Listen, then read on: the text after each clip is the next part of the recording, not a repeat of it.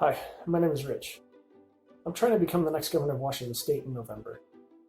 Our country's internal politics were founded on persuasion, which is a really important aspect of how our society operates today. So here are 10 minutes to becoming more persuasive in your discussions concerning homelessness. The first thing we need to do to address homelessness in Washington cities is to bound the problem. The U.S. federal courts ruled in 2018 that a local government must care for every person that lays down on a sidewalk, no matter how many there are, where they are from, or what level of care they need. Either that or just leave them there unassisted. With this in mind, there are billions of people around the world that would move to the U.S. in order to improve their financial situation. Would a city like Seattle need to care for them all? This current situation is what's called in mathematics an unbounded problem.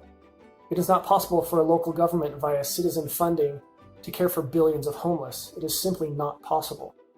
But by bounding the problem, we as a community can decide what is possible. Living on the sidewalk is a cry for help, and we have to address this issue directly rather than continuing to step over it to keep our cities vibrant and livable. So, what is the loving and responsible solution? A lot of people have spent lots of time and enormous amounts of money to answer that question. We have seen a variety of strategies fail. We've seen the shelter strategy fail because there are never enough beds no matter how many you build. We've seen legal prosecution of homeless fail, as prosecution is no longer legal unless there are open shelter beds available. And we have seen intentional clustering of homeless fail, which turns to unlivable conditions for everyone involved. Instead, what if there were a different way? What if there were a systematic approach that reached to the resources of an entire nation rather than just the select cities affected most by the issue?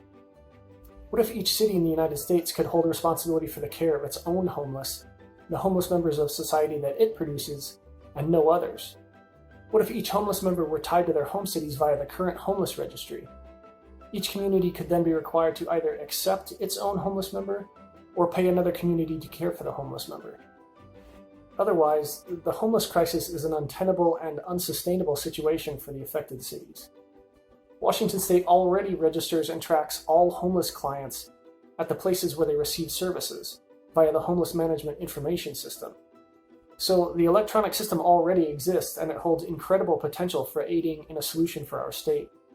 As an example of its application, research has shown that half of all homeless people in Seattle are originally from someplace outside of the city. Imagine using this registry to be able to either return those members to their home cities or receive funding from their home city for care. To see how much money Seattle would save if it were to reduce its homeless population by half, first take a guess at how much the city spends on each of its 12,000 homeless members each year. Take a wild guess at what you think the maximum a city could spend per homeless person every year. No, you're not even close. They spend $100,000 on each homeless individual every year, for a total of almost $1.2 billion last year in 2019. About $100 million is city spending, $750 million is nonprofit spending, and then add medical, police, and real estate services, along with economic losses. Could you imagine if you were a poor person in another part of the country and were faced with a life choice of either spending your entire life working yourself to exhaustion every day, or going to Seattle to pitch your tent on a sidewalk with no contention from the authorities and collect $100,000 worth of goods and services each year? It's a very simple economic decision. The free needles itself would be worth it. In total, Seattle spends an eye-watering $1.2 billion on its 12,000 homeless members each year. So an immediate reduction by half would free up $500 million in funding. This saved money could be used to either supplement the city's general fund or to target the needs of the remaining 6,000 homeless people. Then, if the homeless registry program could further benefit from some strong leadership and a motivation to improve the efficiency, effectiveness, and coordination of the homeless services industry, some real progress could be made for a change. Imagine knowing the medical needs of each of these individuals, including addiction and mental health needs, and matching them with services required for their housing stabilization. Rather than seeing Seattle and other major cities respond to homelessness in a floundering of, quote, shuffling people from the streets to homeless shelters to jails to hospital emergency rooms as part of a broken and disorganized system, what if we could address each homeless member on an individual basis with highly focused and organized efforts, using the near unlimited existing funding to reach goal-based outcomes. I think this would not only be possible, but possible in a relatively short amount of time. Could we imagine all of the funding used to enable a homeless lifestyle, and using it instead for their addiction and mental health programs? How much better a use of time and resources would that be?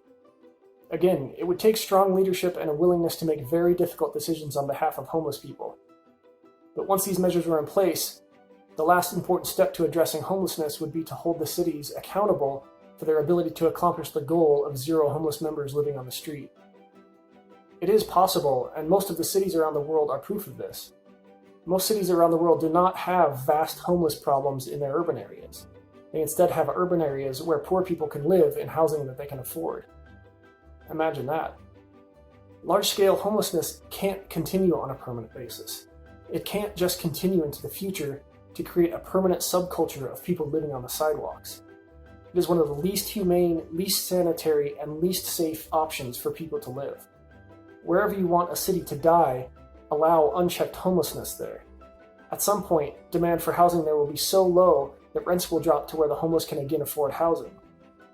If nothing is done to change the future of homelessness in our cities, it is possible that homeless communities stay at a certain city only until the city's livability is so low that it can no longer provide for the homeless community, and the homeless move on to the next.